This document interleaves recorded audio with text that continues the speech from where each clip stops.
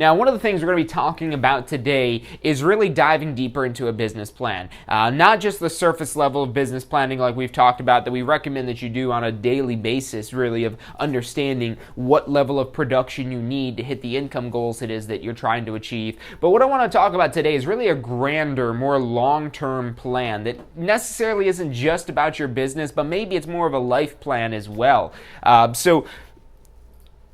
Let's say part of the reason why you're getting a real estate license is you want to buy some things. That's okay. Don't feel guilty about it. These things exist for us to buy them, and you buying them creates jobs and blah, blah, blah, blah. So it's okay. You could want things. You could buy things. So let's talk about maybe some of these things that cost money, because those are really easy to quantify. And, these things can put a smile on your face. They're not going to always keep a smile on your face. There's a lot of other factors that go into life, but you get behind the wheel of your dream car, or you get the keys to your dream house, or you finally buy that boat it is that you wanted, or, maybe you want an RV, or maybe it's just you're wanting to travel more, or whatever it is that cost money that you desire out of life. Maybe, and look, let's make it about you first and foremost, because look, I know you might have kids or family or things like that, but if you truly want to be able to take care of them, you have to be able to take care of yourself, because you are the workhorse essentially with this here. So let's just talk about some things, and you could determine the priority. Look, what you've got to do is, have a little bit of kind of, free expression with this here, and don't worry about what people might think of, if you're driving this car or doing that or this or the other. So again, maybe that's a house, maybe that's whatever the case may be. Start putting some numbers down. Start putting some numbers down of what this is all going to cost you. And not just cost you overall, but what it would cost you on a cash flow type of monthly basis. And this is more so kind of dream boarding type of stuff. So if you haven't done any sort of dream boarding,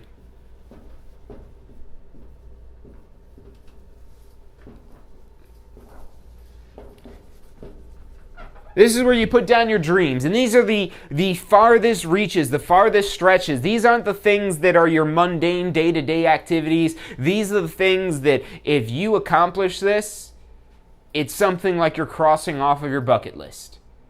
Something significant that you want to accomplish, and that might be things. There's going to be things involved in this as well. Maybe that's a nice car. Maybe that's a nice house. Don't feel bad about those things. Go get them, and then you can feel bad about them afterwards. But chances are, as long as you could pay for them, you won't feel bad about them. And so this is, again, really where we're kind of up in the clouds of everything. I'm not a huge fan of Gary Vaynerchuk. I think he's a little abrasive. I just don't like the way his personality is. That's me personally. But one of the things I can take away from him, because even when you don't like somebody, you should always try to figure out what it is you could take away from them. And one of the things I really took away from him, despite, again, me not liking his, but whatever, that doesn't matter what I think about him. What matters is he's got a good idea here of clouds and dirt. So clouds and dirt. So the dreams, these are more the clouds, and then the dirt, this is more so what you're doing. Like imagine like working a farm. And yes, there's going to be goals and accomplishments and things and tasks that you have to do in the dirt to be able to get to the clouds. It's almost like you're going uphill, you're going up a mountain to try to reach the clouds. And eventually someday you will get there.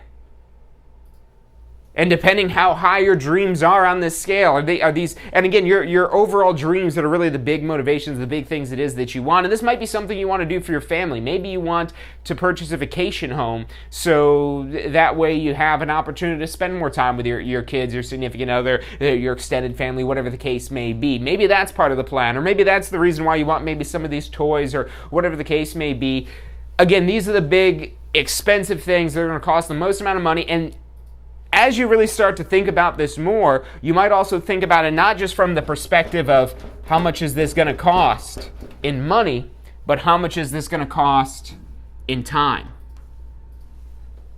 That's your other currency that is much more finite, much more limited than this. This stuff is basically made up. We just all believe it's worth something, so it's worth something. Whereas this, we don't even understand this. NASA all of a sudden is saying, well, maybe there's a parallel universe where time travels backwards. They don't even know about time, but there is one thing that we do know, and it's that after a certain point, we will expire, that we will run out of this. We might still have a bunch of this, but we might run out of the time. So that's another thing that you're, again, when you're up in the clouds trying to think of, okay, where is it that I want my life to be in I'm not even just talking about a 5-year plan with this. I'm thinking, okay, maybe 10 years, maybe 25 years. Really thinking long term. And again, if this maybe involves you with your family, with kids, maybe you're planning for college retirements. And the point being here is that you're trying to understand financially what is going to be the requirement, the minimum that you have to generate to be able to get everything it is that you've got on this list. And that might be even where you prioritize this and say, okay, these are the things that are the dreams and these are the things that are the necessities. Maybe the boat is a dream and sending your kids to school is the necessity. Or maybe that's the other way around. Who knows? But you get to decide all that. You get to figure it all out. But really put a number. This is the thing that we're going to focus on first. Because you got to get this right before you could worry about the time. Once you start to get out of the whole thing of trading this for this, because that's what you're trained to do, going through school, getting a job, you're trained to trade time for money, that you give your time and you get money. And when you're starting a business, that's what you have to do as well. When you're starting a business, you're really just your own boss. That whole thing about be your own boss, well, that's because you're the one person that's doing everything, including being the boss here. And that is still where you're trading your time for money. But then you start to really build out your business maybe a little bit larger, where you want to maybe gain some of this back, and that's where you could, pay for technology, for assistance, for all kinds of things that are going to help buy you back time. But first you've got to worry about the money. So that's what we're going to be looking at first here. Okay, figure out the total dollar amount of the money, and really figure out a almost like, again, having like miniature goals. Having little checkpoints or landmarks that, okay, if I get to this point, I should be able to have all these things. Boom, boom, boom, boom, boom, boom, boom. And then you get to the next checkpoint of you've maybe sold X amount of houses, then you get into the next system. So let's lay one of these out in a more kind of tangible example here. So you guys tuning in here, what is it that, if you have a real estate license, that you were interested in getting a real estate license for? What are one of those dreams? Maybe it was a car, maybe it was owning your own home, maybe it was, I don't know, whatever it was. And what is it if you're new to real estate? If you're thinking about real estate, what is it why are you thinking about real estate? Other than it seems like an interesting job, when it comes down to being able to control your income and control your destiny, control your time, what is it that you want to do with that? Because that's where real estate really gets exciting, where you can create greater than you've ever been able to create before. That you could create more value for more people than you've ever been able to do just being an employee in some company. And if you're a business owner previously, you already kind of understand this whole thing of where you're able to affect more people going beyond yourself. And that's the whole thing of getting, again, focused more on the time rather than the money. But first, you've got to focus on the money. So let's think about some things. Let's say that, maybe you want a house. And let's say the house is going to cost you, let's say $2,000 a month. Let's say you want a nice place that's going to cost about $2,000 a month. Maybe that's $3,000, maybe that's $4,000. Whatever it may be, figure it out. Maybe that's going to be $3,000. And look, this isn't something that you just do once and then that's what it is. This is something that you play with. That you say, okay, well, let's say you find a house that you like, you go into some mortgage calculators or something like that, and you figure out, okay, it would cost me $2,000 a month. Maybe that's more, maybe that's less. Again, this is for you. And now another big part of expenses, maybe a car payment. Let's say that you've got a car payment that your dream car, let's say, is $1,000 a month. And you might say, do I want a car that costs half of where I live? And you might say, no, I think I need a nicer house. So let's make the house payment now $3,000, so that at least that's not too much there. Let's say you've got just miscellaneous expenses. And this is really better if you could just look at how much you spend on like food and like gas and all the other stuff. We'll just group it together here. I don't know, we'll say it's another $3,000. Just to give us some wiggle room here. It's always better to overestimate these numbers. It's always better to overestimate these numbers. So worst case scenario, you just end up with more money than you needed. That's not such a bad thing. That's why you want to overestimate these numbers, because it will help put you in a state where you're producing more. And that way, if a deal falls through or something doesn't work out right, then you're closer to your goal because you really overestimated what might be needed. But again, you might want to look at actual numbers for these here. At the same time, you don't want to stay too, and that's why, again, I like this clouds and dirt analogy here, because you don't want to keep your head in the clouds all day. If your head is in the clouds all day dreaming about these nice things, you're not going to get anything done. And look, we're just talking about your living expenses here. Maybe the car, we maybe write that off for business expenses because, we're using it for business or whatever the case may be. Talk to your accountant before you do anything like that. I'm not an accountant. I'm not giving accounting advice. But these are just your living expenses. And we're going to factor in your business expenses later. But we're just really trying to figure out, okay, what do I need to pay myself? How much is it? Because this is something you need to separate. If you've never owned a business, you've never ran a business, you need to make sure you separate the business income from your income. Your income will always be less than the business income because the business is going to have expenses to create that income. So before you could pay you your income that you want, you got to have the expenses of the business to be able to create the income of the business, so that way you can pay yourself this income. So we'll get into the business expenses in a second here, but let's say we've got about $7,000 a month here for living expenses. And maybe that number's higher. Maybe you have kids and they're maybe cost a lot more money. So maybe this is $10,000, maybe it's $15,000. But the point being that you want to figure out how much this is going to cost you per month to have this life it is that you want. Maybe you throw a boat on here as well. Let's say that. Let's say that you also want a boat.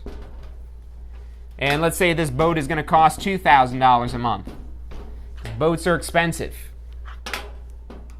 So now we're at $9,000 a month. And let's just make this $4,000 to make the math real easy on us here. Throw a little overestimation in. Now look, I'm not saying to manipulate this like this for your plan. For your plan, you really do want to break out the calculator and get this down. Now, with all these zeros here, these are fake numbers. These aren't real numbers. That's not how much really anything cost ending in all these zeros here. So these are just estimations, and this is not real at all. So when we're just using fake numbers like this, this isn't real to you. So you want to use real numbers. You want to figure out, okay, the house that I want that cost $525,999 because that was the one I saw on the MLS that I liked and what it was listed at. If I do X percentage of a down payment, that ends up being this much per month with this interest rate. And again, making this real. Because if you want to turn that into your reality where you live in that house, where you drive that car, where you have that boat, where you have all these other expenses, if you want to live that reality, you've got to at least figure out how you can live that reality. And in the society we live in, money is a big part of that how, because if you don't have the $10,000 a month, you won't be able to have all these things that we've got listed out here. So let's say $10,000 a month, so you just go ahead and multiply that by 12. So we need $120,000 a year, which, maybe you figure this out, and maybe the number you come up with is even less than that, or maybe it's more than that. Look, this is not what you're committing to for your lifetime. This isn't like you're negotiating a raise with your employer where if you agree to these numbers here, that's what you're stuck with for as long as you practice real estate. No, you could change this at any point in time, but the point is that you want to do these numbers and do these calculations so you make this real. So, okay, we want for our personal income here $120,000. That would be our goal that we figured out here based on the cost of all this. That's our stuff up in the clouds, our dream board, our this is our dream life here. It would cost this much per year. So now that we have that income level figured out here, and we've never really done an episode before on, how do you figure out how much money you want to make, but that would basically be it there. You figure out all the things that you want and how much it would cost and, factor in some buffer for expenses, and that's how you figure out how much money that you want to make. And that number could change because, that's what happens when you make money. You want more money because you figure out that this number wasn't really enough. That's the catch with money. It's excuse me. It's never enough. You never get to a point where you say, I think I've got enough of this here. There's always, and then that's where, again, you've got to help yourself before you can help others. If you want to be able to be some, look before Bill Gates or Bill Gates sticks out because he's been in the news a lot, and he does all this philanthropy, it gives all like this charity and so on and so forth, and maybe has vested interest in who knows. But if you look at people that are in positions to be able to give money, it's because they know how to make money, they know how to bring the money to them. So maybe you do like Bill Gates, maybe you don't like Bill Gates, maybe you want to be able to do something better. If you want to be able to help others, you've got to figure out how to bring money in first. Because also with helping others, that costs money. Everything costs money. So don't treat money like it's a bad thing. It's a necessary thing that we all need. So this $120,000 of income that we've basically guessed that that's how much money it is that we want to make. And again, that number could change. But now let's figure out, okay, what do I got to do in my business to be able to bring in $120,000? So let's keep it real simple at first, and let's just assume we have no expenses. So if we want to bring in $120,000 in income before any expenses, what we want to do is figure out how many houses we need to sell. And let's say our average commission rate is 3%. Now, normally to figure out what commission is, you take the price of the property, what it's sold for, times the commission rate, and that would give you the commission. Now, when you want to solve it backwards, when you're solving it in reverse like we're doing here, instead of multiplying, we're going to divide. So we're going to take this $120,000, divide it by 3%, and that gives us $4 million. So $4 million, this number is normally called volume, of how much volume you need to sell, how much dollar value of houses, because the idea here is that if you sell $4 million worth of houses and you get 3% in commission, then that would be $120,000. Now, you don't want to stop here, because this is not the end, because you won't get all of this money going strictly directly to you. We've got a lot of expenses factored into this, so we're going to need to sell more than $4 million. Now, you might be wondering, wow, $4 million, is that even possible? Can I even sell $4 million of real estate? Well, let's see. Let's do the math. And that's part of this business planning process. It's a back and forth of you rerunning the numbers, you making some tweaks, rerunning the numbers, and that's where the reality starts to come in. The more it is that you run through this, the more it is that you work and tweak these numbers, the more real it becomes, and that's where you can get more tangible about what it is that you have to do to make this a true reality. So, $4 million, let's say our average price home is $300,000, and I'm picking that number because that's about what it is in Hillsborough County. I think it's a little bit higher than that right now, but if this is an average price home, $300,000, again, all we're going to basically do is divide, and we're going to take that $4 million of total home sales and divide that by 300,000, and when we do that, we get about 13.3, we'll just round it up to 14 homes, or 14 properties if you're not necessarily dealing with residential real estate. And again, always overestimate. So even though this number came out as 13.3333333 on the calculator, we want to round that up to 14 because we can't sell a third of a home. So this isn't so bad. This is a little bit more than one house a month, which, are you doing that in your first year? Maybe. Is that likely for most people in real estate? No, but have there been agents that have done it? Yes. So that is possible. But now you know you can't just sell 2 or 3 homes. Because I would say that's a really big mistake that a lot of agents make going into real estate, is they aren't looking at this on an annual basis. Because, for example, if you look at publicly traded companies have what they call earnings calls, where they get on the phone with their shareholders and they discuss what happened the last quarter, what they're projecting for the next quarter, what they're projecting for the year, and they're helping everybody understand where it is that company is going, and that gives the company direction, which is necessary when you're dealing with a large company with many moving parts. But it's still important when you're just a one-person operation, because even when you're a one-person operation, you need to know where the finish line is. Now, this isn't the finish line, because, again, we're not going to get all of the money here. We've got to pay taxes. We're going to have some fees and things like that. So, again, we want to make this more into a reality. And $120,000, that's a significant income. Maybe you want more than that, and it's possible as well. But if you're looking at this $120,000 and saying, oh, wow, how can I ever do that? There's tons of real estate agents that do that every single year. So this isn't a stretch example whatsoever. Selling 14 homes in a year, you're not a top producer if you're only selling 14 homes a year. Maybe in certain markets, if you're dealing with really high-end homes, not $300,000 homes, maybe that considers you a top producer. But in most cases, an average price home, only selling 14 of them, I don't think that's necessarily a top producer for most markets. I mean, if we're talking about 100 properties or maybe even 50 properties, then we're maybe more in that territory of it there. Because this, again, it's slightly more than one home a month here to get to this. But again, we've got to factor in our other expenses here. So we don't just need $4 million in volume, because we don't just need $120,000 in commission. If this is the income that we want,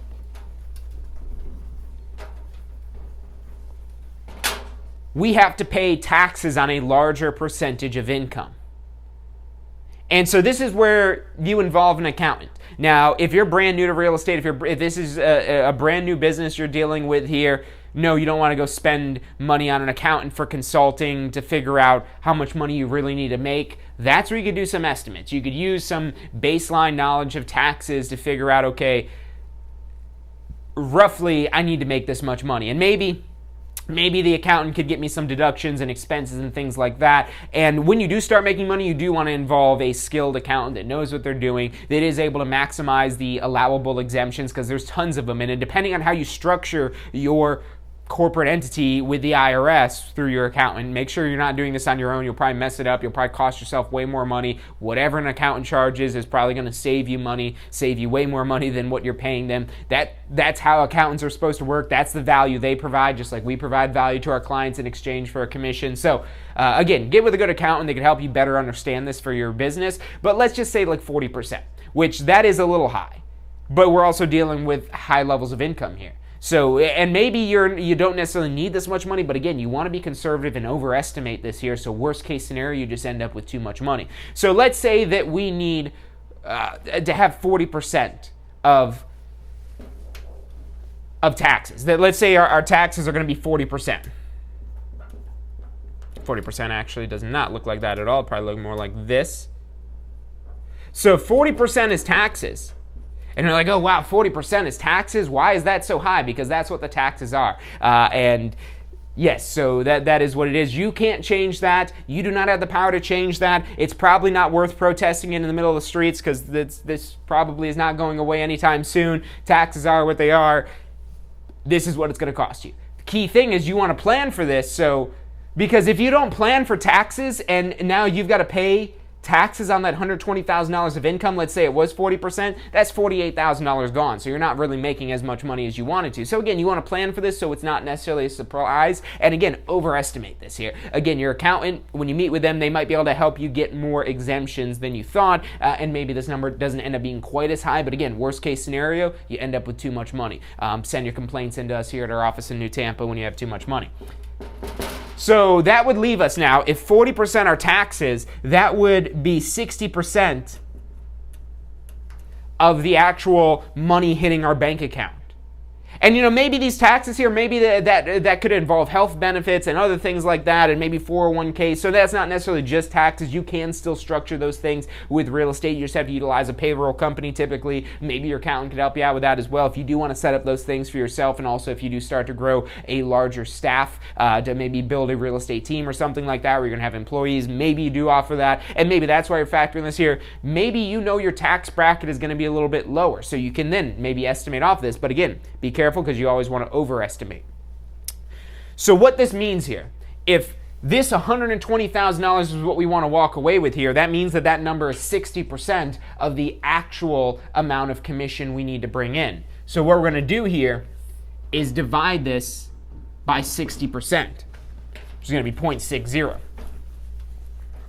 So there to factor in for the taxes, 120,000 divided by 0.6. So now we're talking about $200,000. This is what we would call GCI, gross commission income. Now, maybe there are additional expenses that you've got to cover. Maybe you've got brokerage fees, maybe you've got advertising expenses. Advertising expenses can be a lot higher too as you start to produce more transactions. As you want to sell more real estate, you need more leads, and that's where you maybe start to advertise. You start to spend money in advertising. So let's say that you want to have some advertising expenses. Let's say that you're going to spend for the year, because again, we're dealing with this on an annual basis. Let's say we're going to spend $50,000 in advertising. And we'll say $40,000. We'll say $40,000 for advertising. And then we'll say for your other expenses, another $10,000. So really, our GCI wouldn't just be the $200,000. Because remember, the GCI, the gross commission income, and this one was before taxes, so we had your before taxes, your advertising expenses, and why we're doing your business expenses after we factored in your income taxes here, because that's what we're factoring in for this. We're factoring, okay, the government's going to want almost half of our money for income taxes. So now we're factoring our business expenses here because these expenses of the business offset the income of the business. Because ultimately you need a higher income from your business. And this is what I talked about at the beginning, that you need to separate out your personal income, which is what this up here, from your business income, which is going to involve the taxes to get you that level of income, which is going to involve the expenses like advertising and whatever other miscellaneous expenses it are. And again, these numbers I'm giving you here, these are all just made up numbers. So this is not a pro forma. This isn't what you should use. You should use real numbers for your business here. So when we factor this in, we need $250,000 of GCI, gross commission income. So we're going to break that down to the number of houses we need to sell in just a moment, but we're going to take a quick break. Stick with us. I'm John Christopher. You're watching State of Real Estate.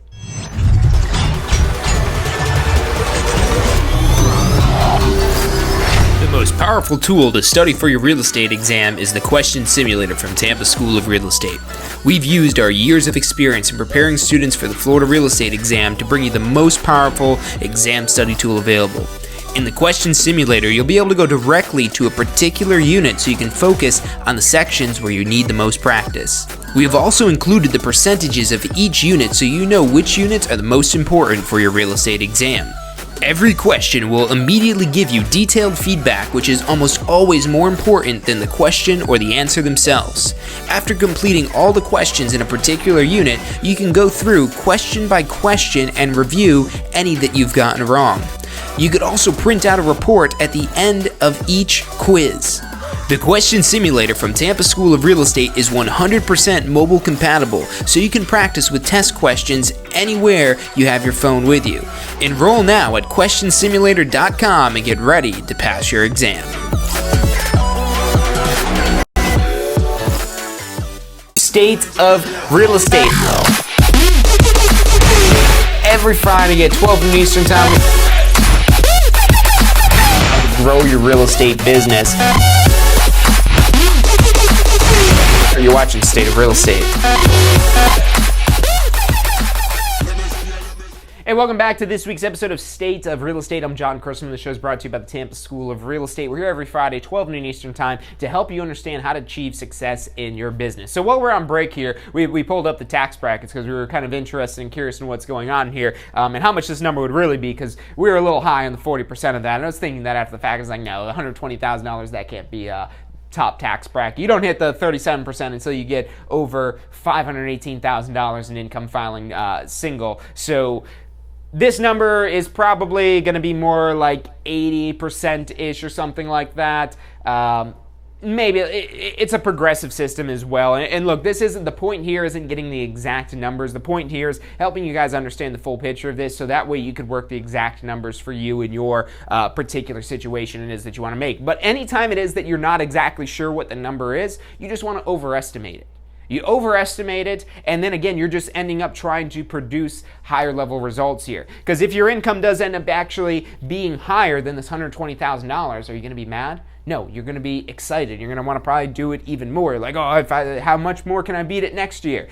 So the final piece of this puzzle here, really final piece for understanding really the financial breakdown of what needs to happen in order for this amount of gross commission income to come in. So again, let's say our average home price is $300,000 and our average commission rate is 3%.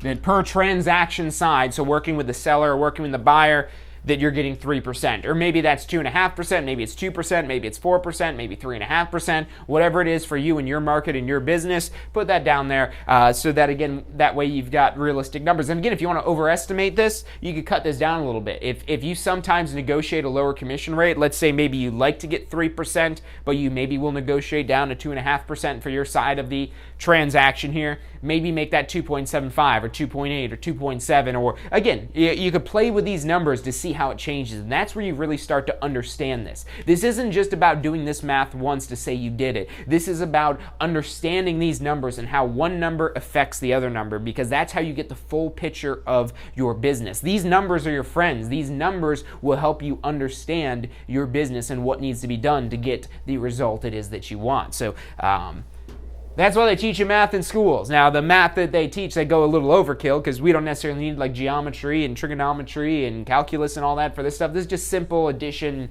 division, multiplication, all stuff you can do with the basic 4-function calculator.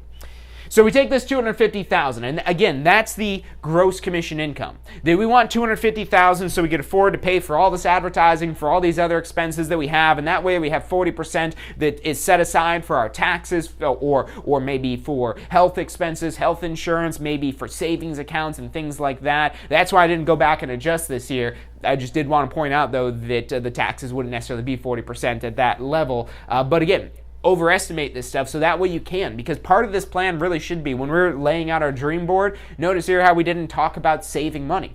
But that should be something. You should have some sort of reserves so that you can weather when things happen that are outside of your control. And maybe it's something that happens in the global scale, or maybe something that happens on a personal scale that turns your life upside down and that you need some money to be able to last for a while. So you should also account for that there. And that's kind of what I did with that percentage there, overestimating that a little bit.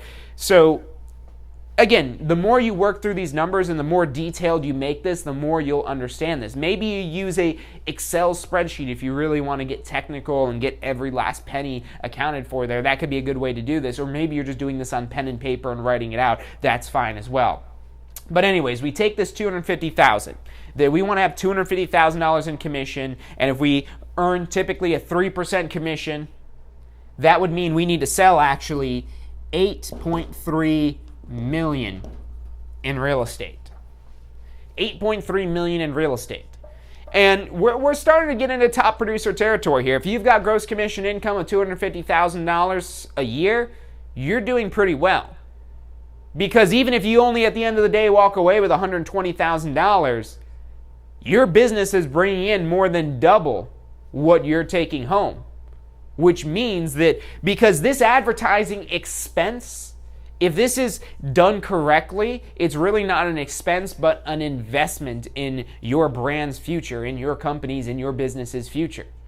These other expenses here, that might involve insurance and things like that, and other things that are protecting you, and maybe, again, investments for the future. Maybe it's increasing the training that you're doing on your team, all kinds of things like that. But this is a really strong position to be in, because you might say, wow, there's a lot of expenses involved in this, but again, there's a lot of these pieces here, especially advertising, that are really an investment into your business rather than just a short-term expense. So yeah, $8.3 million, that is a lot of real estate, but it is possible. Let's see what that would be for our $300,000 average sale price. If your average sale price is about $300,000, if we go ahead and divide this now by 300,000, that ends up giving us about 28 homes.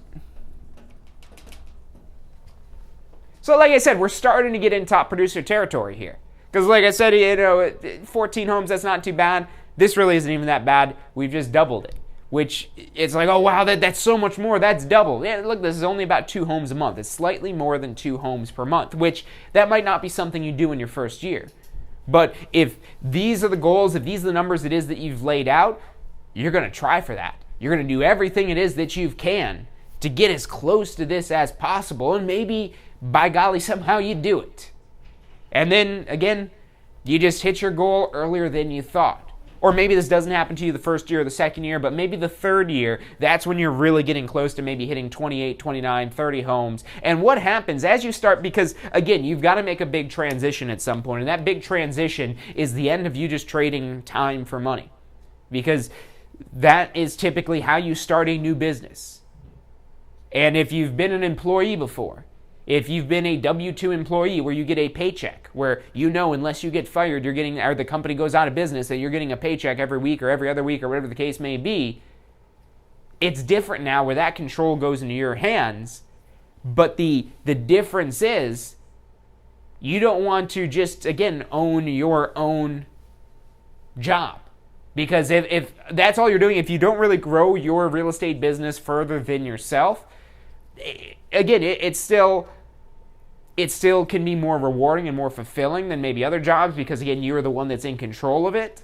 But at the same time, it can be draining still. So if you're trying to have more freedom, if that's what you're really seeking, if you're really trying to have more freedom, that's where you want to implement first, starting with technology, to try to utilize technology to make your business more efficient so you can create more transactions. Because when you start to factor in efficiency, now don't worry about efficiency when you're first getting started.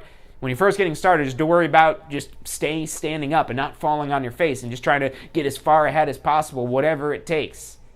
But then as you start to really, again, you're working hard and you're starting to see some results, that's where you start to focus on the efficiency. So again, maybe utilize some technology or some outsourced companies to help you do some things it is that you're maybe not too good at, or you're maybe that don't produce the greatest amount of income for you. What you want to figure out at some point as well is what your time is worth on an hourly basis. You want to figure out what you're worth on an hourly basis so you can make the decision of when you're doing things and you see something that's going to cost somebody, maybe you're paying for a website redesign, and that website redesign is going to cost you, let's say, $1,000. And you're like, wow, $1,000, I could probably do this myself, and then I don't have to pay the $1,000. Well, how much now time is that going to cost you?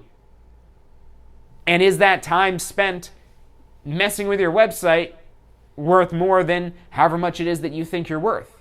Because let's go through this example here, where we've got $120,000. Let's just say the $120,000 number, that we've got $120,000 that we have in personal income. Not even factoring in the business side of this year.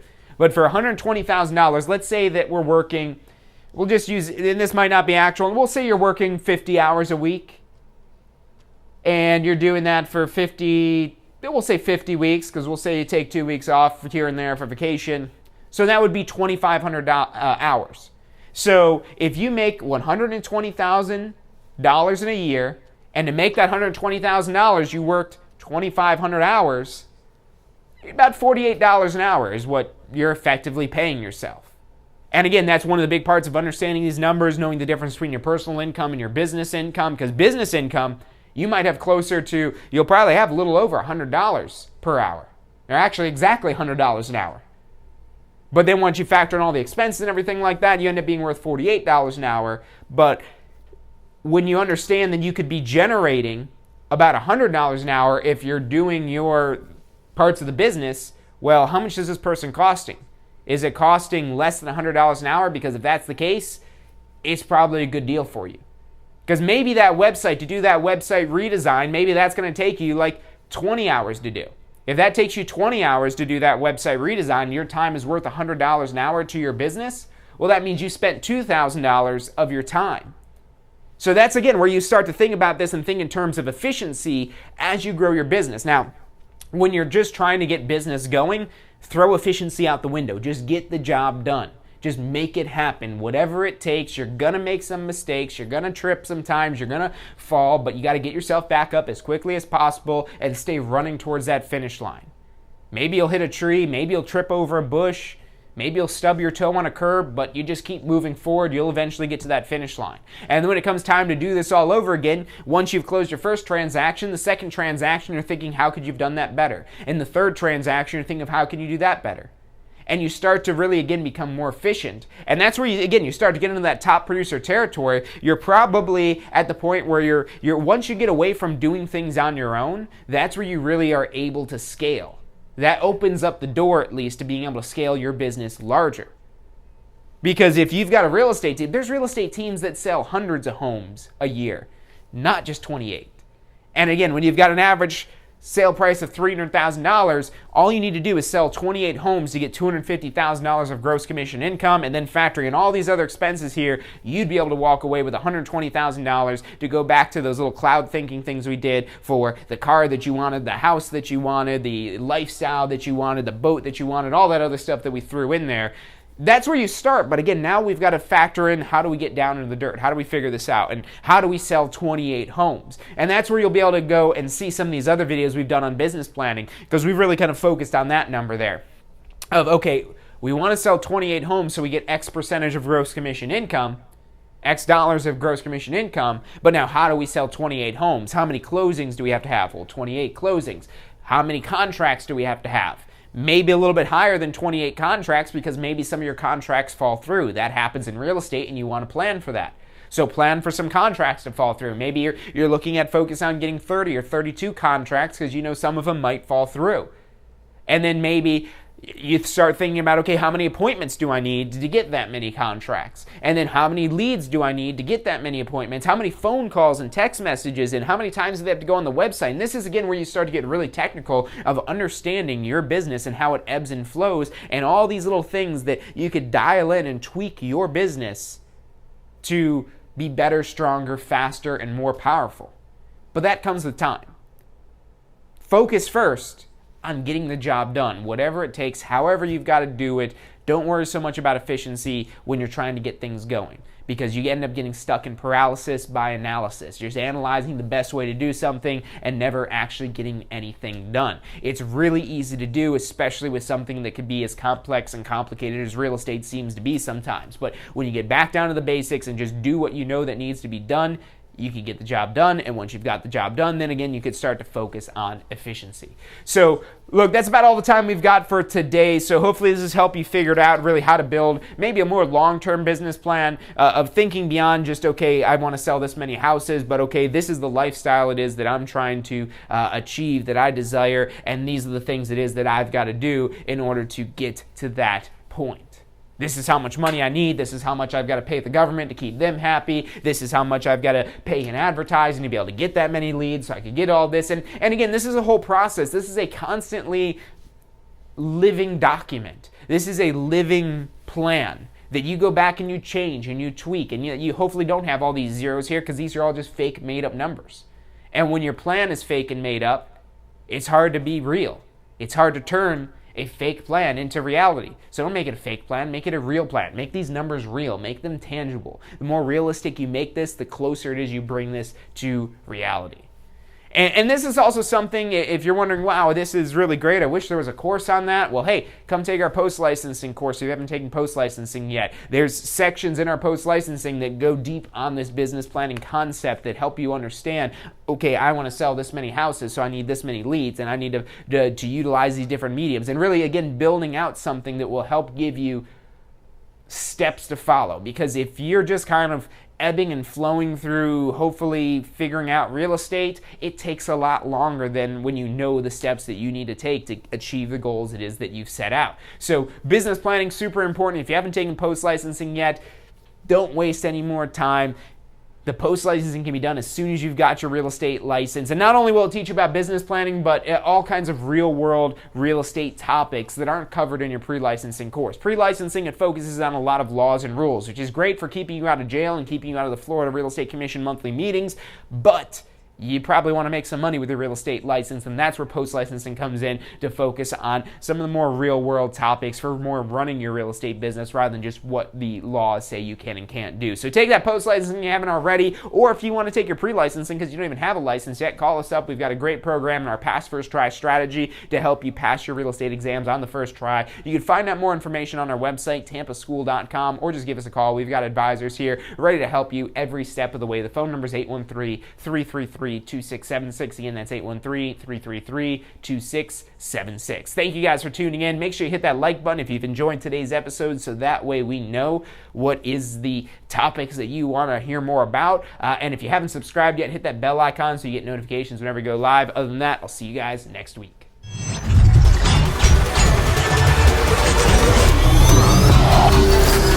The most powerful tool to study for your real estate exam is the Question Simulator from Tampa School of Real Estate. We've used our years of experience in preparing students for the Florida real estate exam to bring you the most powerful exam study tool available. In the Question Simulator, you'll be able to go directly to a particular unit so you can focus on the sections where you need the most practice.